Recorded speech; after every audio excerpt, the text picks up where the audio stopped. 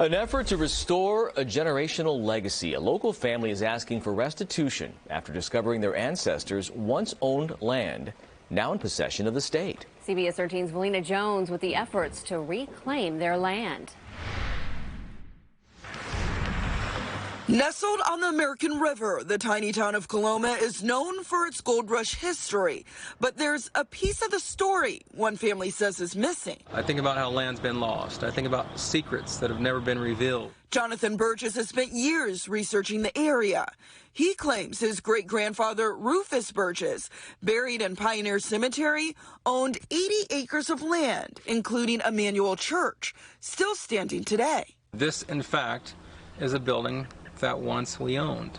And as far as I'm concerned, we still own because we have the deed to it. The chained-up chapel, the first African-American church in the region, now sits in the Marshall Gold Discovery State Historic Park. And once we tell the truth, we can restore what once was. A deed from 1879 shows the land was bought by Burgess's family.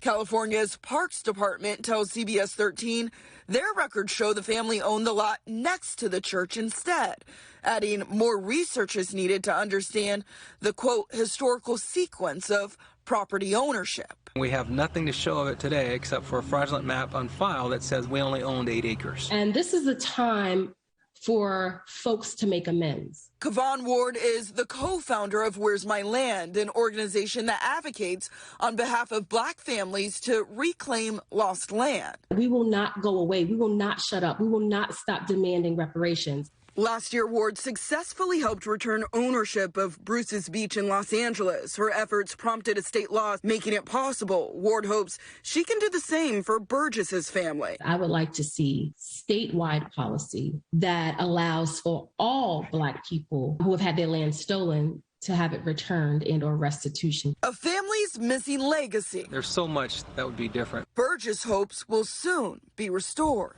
Just as much as it is about reclaiming, it's as much about telling the truthful history.